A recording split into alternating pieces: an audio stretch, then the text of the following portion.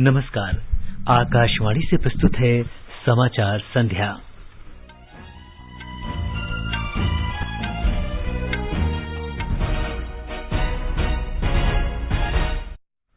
प्रधानमंत्री नरेंद्र मोदी अब से कुछ देर बाद दावोस में विश्व आर्थिक मंच की बैठक को वर्चुअल माध्यम से संबोधित करेंगे।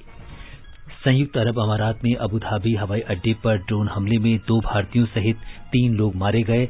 अमारात में भारतीय दूतावास पीड़ितों को सहायता उपलब्ध कराने के लिए वहां के अधिकारियों के साथ संपर्क में है। निर्वाचन आयोग ने पंजाब विधानसभा चुनाव के लिए मतदान की तिथि बदलकर 20 फरवरी की। सरकार ने देश में वयस्क कोविड रोगियों के प्रबंधन के लिए नए क्लिनिकल दिशा निर्देश जारी किए। हिमाचल प्रदेश के सिरमौर जिले में पोंटा साहिब शेलाई मिनास राष्ट्रीय राजमार्ग पर चट्टाने खिसकने से 3 लोगों की मृत्यु। और ऑस्ट्रेलियन ओपन टेनिस टूर्नामेंट में राफेल नडाल, एशले बार्टी और नाओमी ओसाका दूसरे दौर में पहुंची।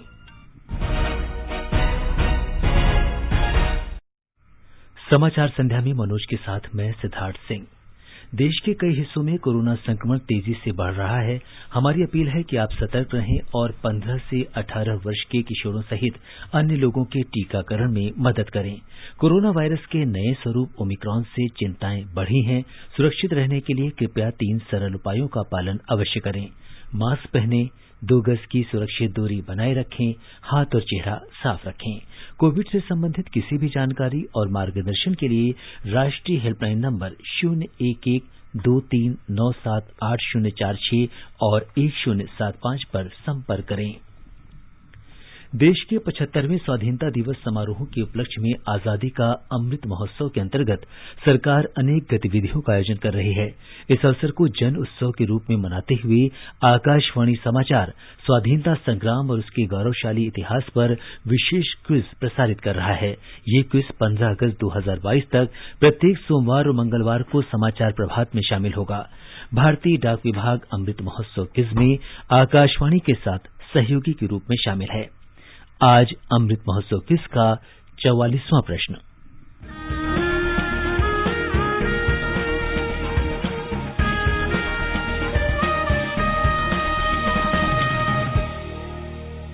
आज का प्रश्न है, पुर्तगालियों को कई बार परास्त करने वाली उल्लाल की पराक्रमी रानी का क्या नाम था?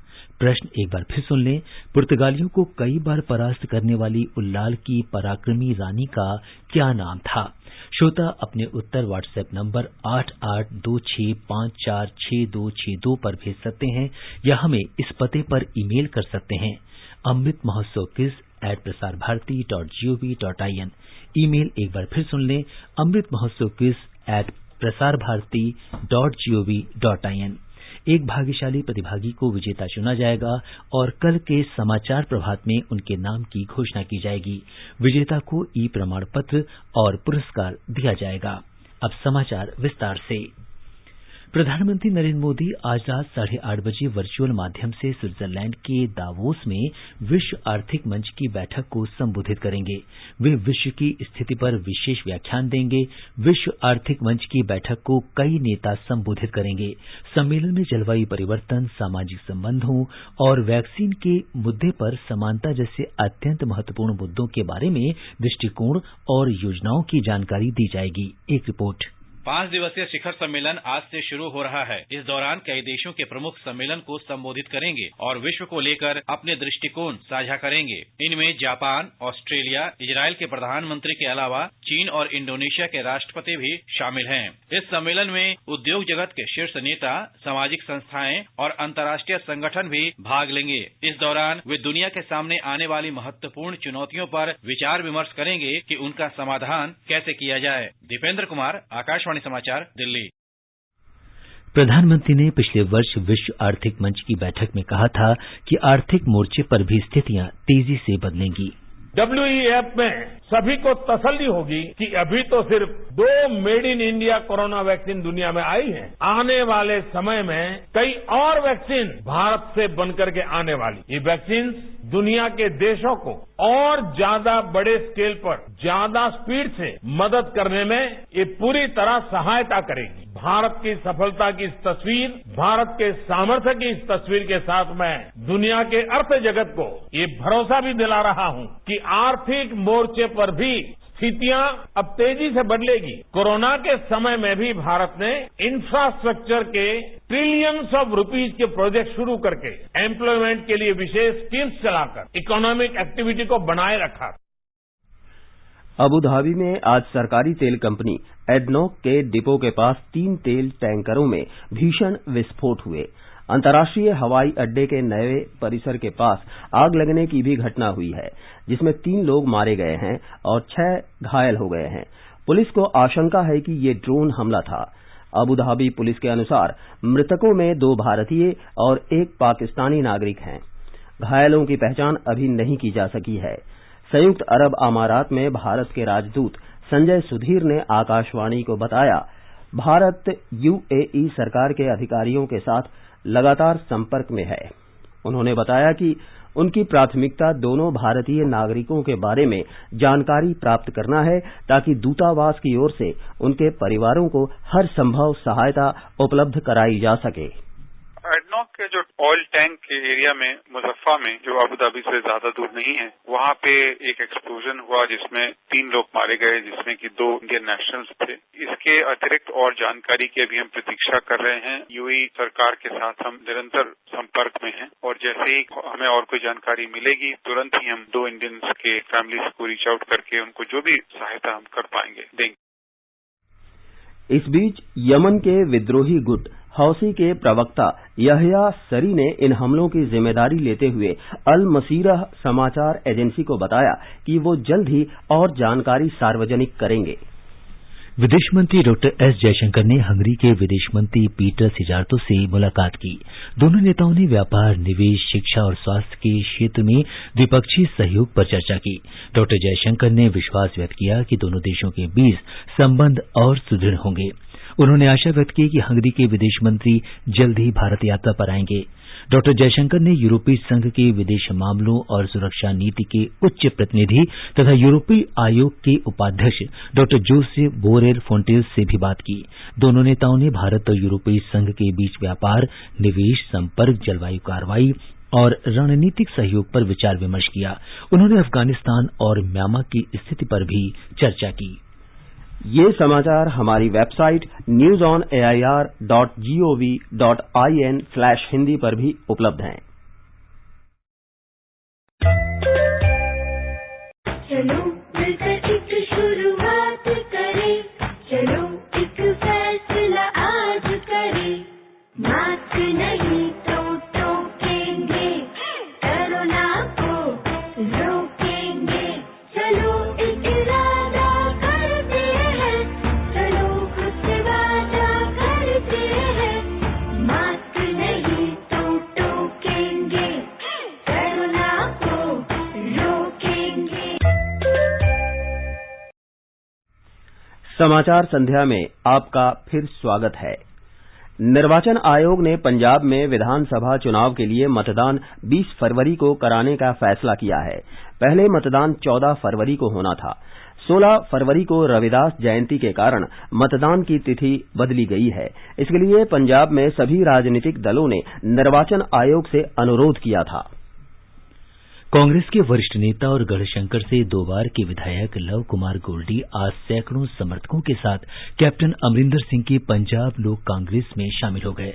श्री गोल्डी ने कहा कि उन्हें हमेशा से कैप्टन अमरिंदर सिंह के नेतृत्व में विश्वास और निष्ठा थी। पार्टी में श्री गोल्डी का स्वागत करते हुए कैप्टन अमरिंदर सिंह ने कहा कि गोल्डी का संबंध गढ़शंकर के उस सम्मानित राजनीतिक परिवार से है जिन्होंने देश की आजादी और राज्य के विकास के लिए बड़ा योगदान दिया है।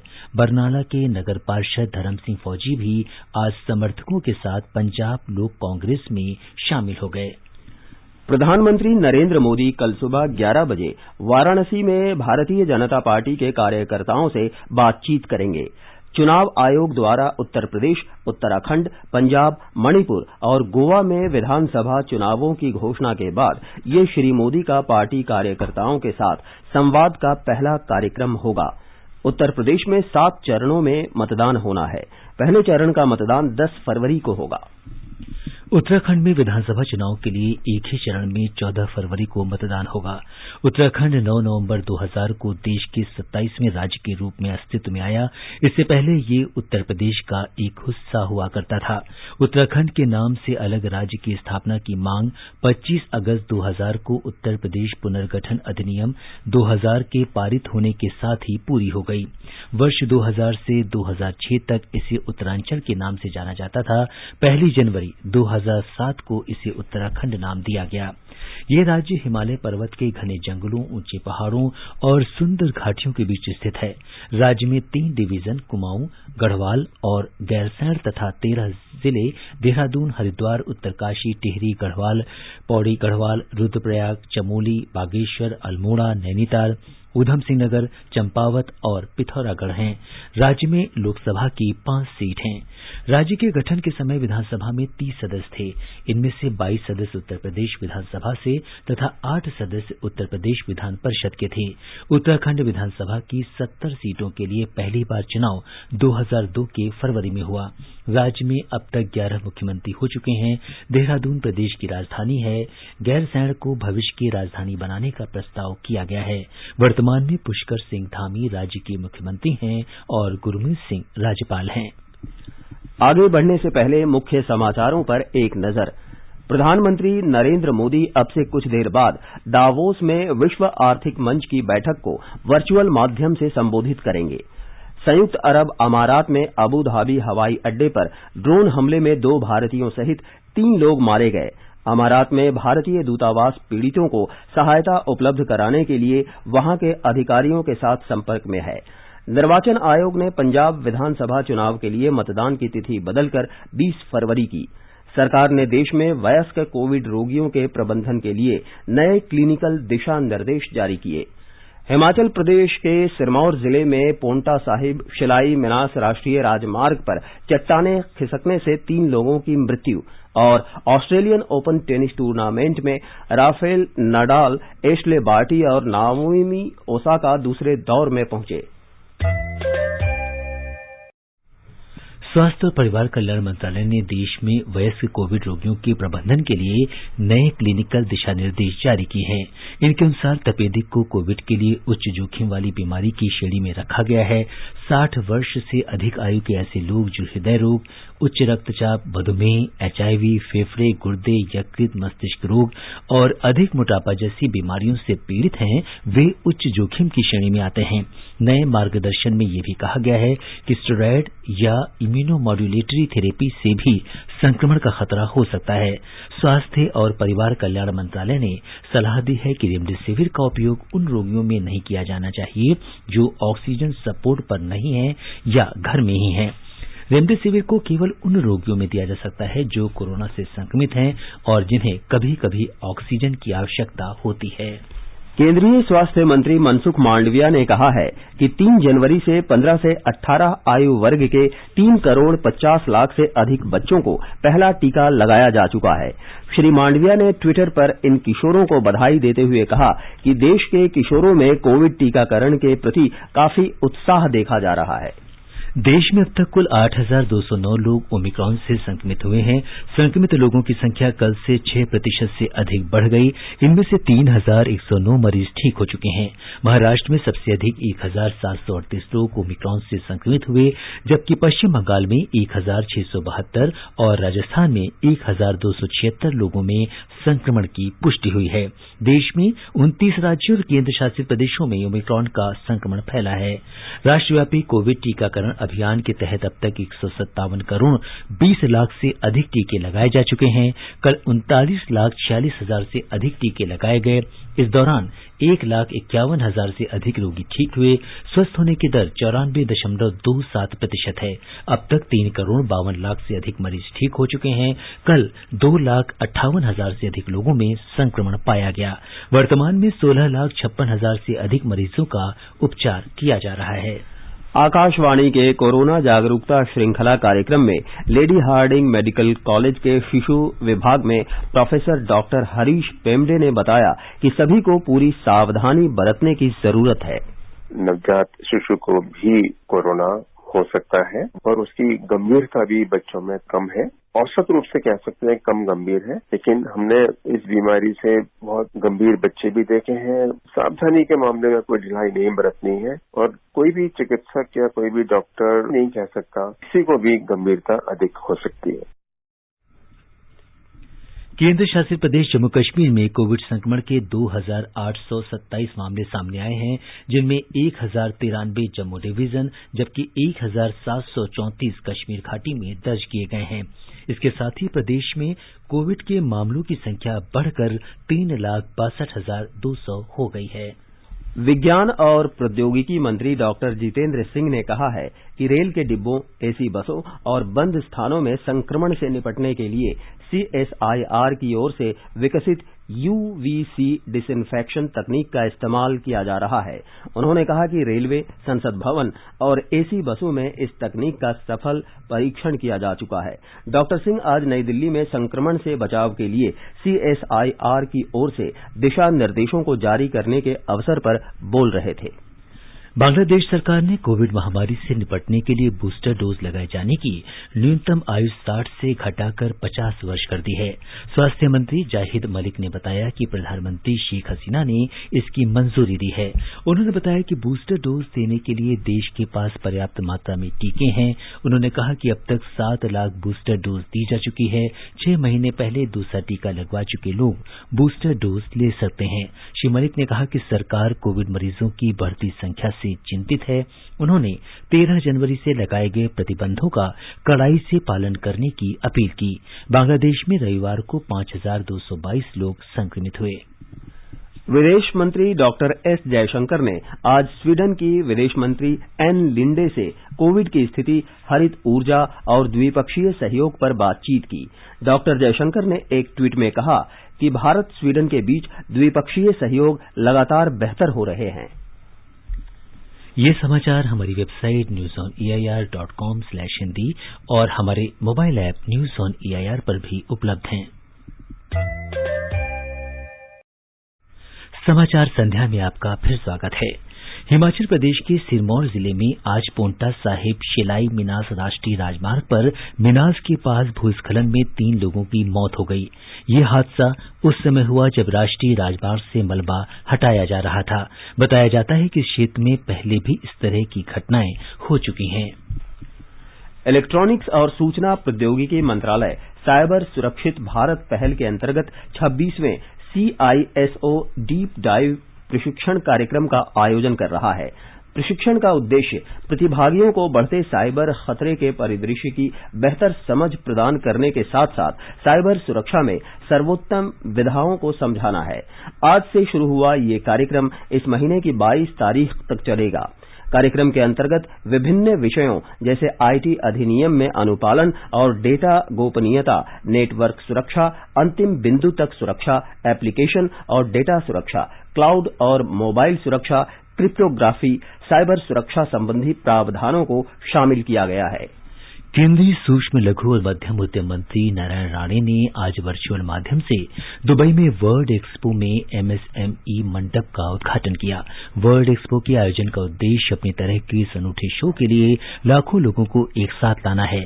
एक्सपो में MSME मंत्रालय की भागीदारी भारत में MSME पारिस्थितिकी तंत्र के बारे में समझ विकसित करने के साथ साथ विभिन्न देशों की सरकारों, व्यापारिक प्रतिनिधियों और उद्योगपतियों के बीच अनुभवों को साझा करने में मदद करेगी।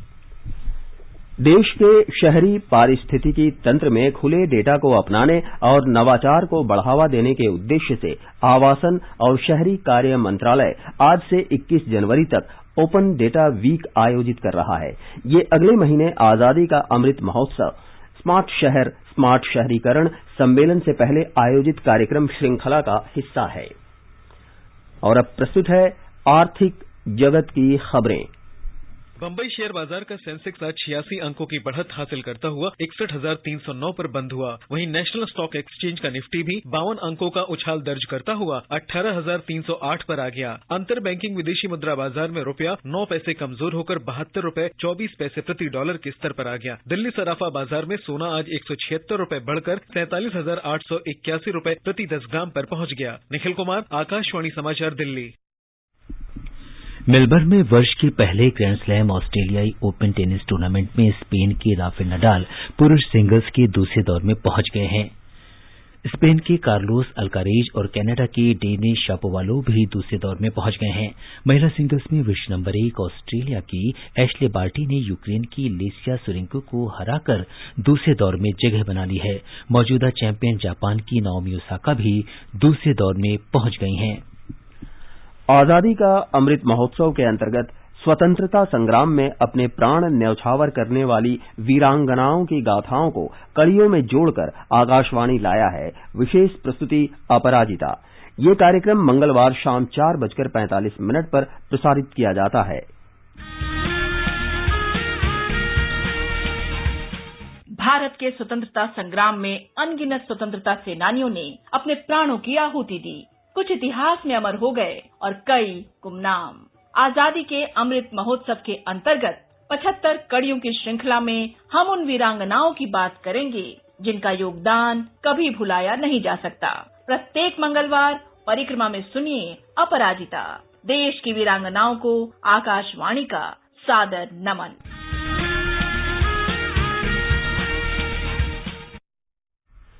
आजादी के अमृत महोत्सव के अंतर्गत आइए अब सुनते हैं आकाशवाणी की विशेष प्रस्तुति आजादी का सफर। आजादी का अमृत महोत्सव।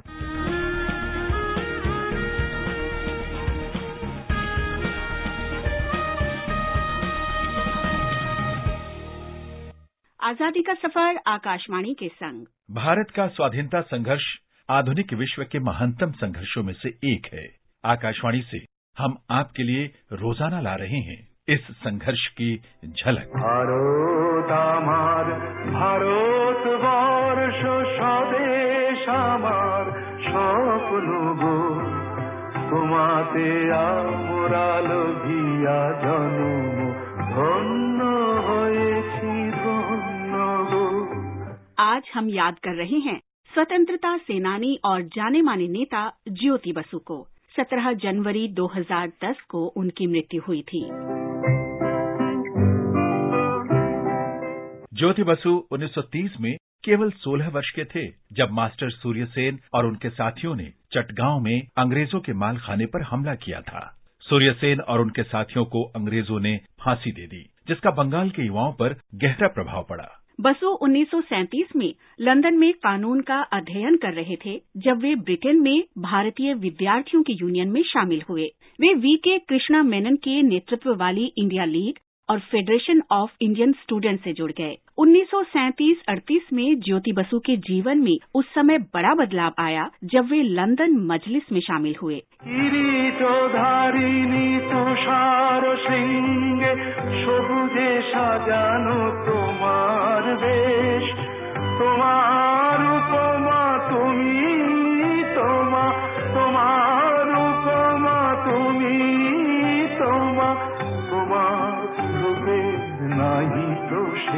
1940 में कलकत्ता वापस आने पर बसु कलकत्ता उच्च न्यायालय में बैरिस्टर बन गए। वे भारतीय कम्युनिस्ट पार्टी सीपीआई में शामिल हो गए। शुरू में बसु स्वाधीनता आंदोलन के दौरान भूमिगत नेताओं को सुरक्षित ठिकाने उपलब्ध कराते थे। 1943 में बंगाल के अकाल के दौरान बसु राहत कार्य में जुट गए। उन्होंने 1945 से 1947 के बीच तेभागा आंदोलन में भी भाग लिया, जो बंगाल में भोजन का संकट समाप्त करने के लिए चलाया जा रहा था।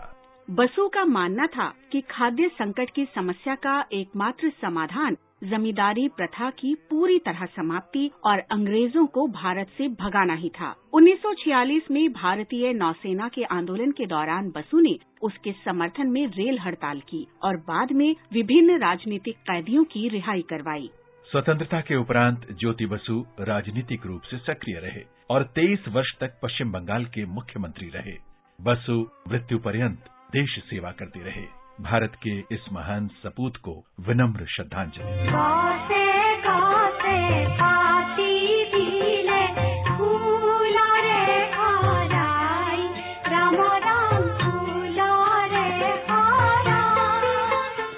जनवरी असमिया संस्कृति के प्रमुख स्तंभ ज्योति प्रसाद अग्रवाला की पुण्यतिथि भी है। उनका जन्म 1903 में असम के तामुलबाड़ी में किरणमोई और परमानंद अग्रवाला के घर हुआ था। ज्योति प्रसाद के माता पिता असम के लोगों में राष्ट्रवाद की भावना का प्रचार प्रसार करने में संलग्न थे, जो 1905 में बंगाल के विभाजन के बाद परवान चढ़ रही थी। बचपन से ही ज्योति प्रसाद राष्ट्रवादी विचारों के सानिध्य में रहे और इसका उनके जीवन पर गहरा प्रभाव पड़ा। स्कूली शिक्षा के दौरान वे स्वतंत्रता आंदोलन में शामिल हो गए। नागरिक अवज्ञा आंदोलन के दौरान उन्हें 15 महीने की जेल हुई। वे 1942 में भारत छोड़ो आंदोलन के ऐसे प्रमुख नेताओं में शामिल थे जिन्होंने भूमिगत रहकर आंदोलन चलाया। ज्योति प्रसाद के कार्य स्वतंत्रता संघर्ष के दौर के ज्वलंत उदाहरण हैं। उनके नाटक लोभिता में 1942 के भारत छोड़ो आंदोलन की पृष्ठभूमि में समाज की जीवंत छवि प्रस्तुत की गई है। इसमें आम आदमी की साम्राज्यवाद विरोधी आवाज, स्वराज के लिए संघर्ष और सरकार चलाने की आकांक्षा प्रकट की गई है। उनके नाटक महिलाओं की भी आवाज थे। संभवतः उनके माध्यम से वे महिलाओं और तात्कालिक सामाजिक प्रथाओं के बारे में अपने विचार प्रकट करते थे। उन्हें भोलागुड़ी दी स्टेट में चित्रबन स्टूडियो स्थापित करने और पहली असमिया फिल्म जॉय मोती बनाने का श्रेय भी हासिल है। असमिया सिनेमा में महत्वपूर्ण योगदान के कारण वे असमिया संस्कृति के रूप कुंवर के नाम से लोकप्रिय हुए। आकाशवाणी की ओर से उस महान आत्मा को विनम्र श्रद्धांजलि।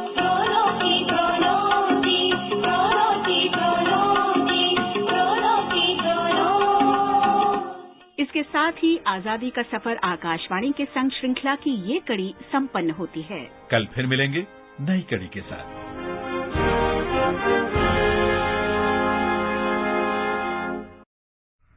आजादी का अमृत महोत्सव के लिए सभी उपभोक्ताओं को शुभकामनाएं।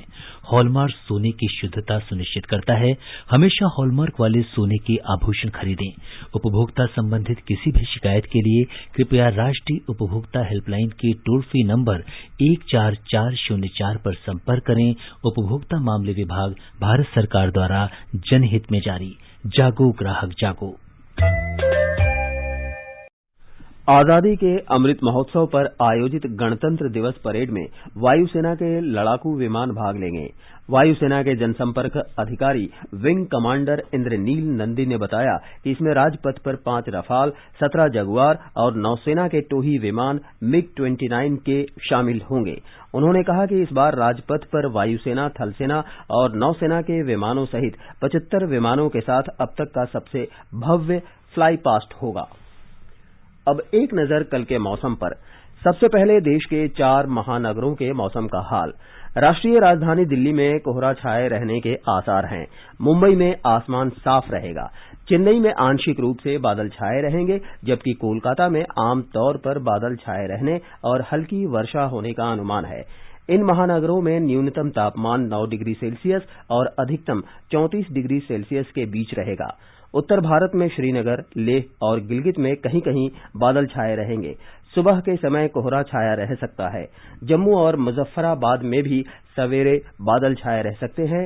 न्यूनतम तापमान 0 डिग्री और अधिकतम 18 डिग्री सेल्सियस के बीच रहने का अनुमान है। देश के पूर्वोत्तर हिस्सों में गुवाहाटी, कोहिमा और गंगटोक में आमतौर पर बादल छाए रह सकते हैं। सुबह के समय कोहरे के आसार हैं। इम्फाल, शिलांग, आइजोल में आंशिक रूप से बादल छाए रहने के आसार हैं, जबकि ईटानगर में आसमान साफ रहेगा तथा अगरतला में सुबह कोहरा छाया रहेगा और बाद में आसमान साफ रहेगा। न्यूनतम तापमान 8 और अधिकतम 26 डिग्री सेल्सियस के बीच रह सकता है। अंत में मुख्य समाचार एक बार फिर। प्रधानमंत्री नरेंद्र मोदी अब से कुछ देर बाद दावोस में विश्व आर्थिक मंच की बैठक को वर्चुअल माध्यम से संबोधित करेंगे। संयुक्त अरब अमारात में अबुधाबी हवाई अड्डे पर ड्रोन हमले में 2 भारतीयों सहित 3 लोग मारे गए। अमारात में भारतीय दूतावास पीड़ितों को सहायता उपलब्ध कराने के लिए वहां के अधिकारियों के साथ संपर्क में है। निर्वाचन आयोग ने पंजाब विधानसभा चुनाव के लिए मतदान की तिथि बदलकर 20 फरवरी की। सरकार ने देश में वयस्क कोविड रोगियों के प्रबंधन के लिए नए क्लिनिकल दिशा निर्देश जारी किए। हिमाचल प्रदेश के सिरमौर जिले में पांवटा साहिब शिलाई मिनास राष्ट्रीय राजमार्ग पर चट्टाने खिसकने से 3 लोगों की मृत्यु। और ऑस्ट्रेलियन ओपन टेनिस टूर्नामेंट में राफेल नडाल, एशले बार्टी और नाओमी ओसाका दूसरे दौर में पहुंचे। इसके साथ ही समाचार संध्या का ये अंक समाप्त हुआ। नमस्कार।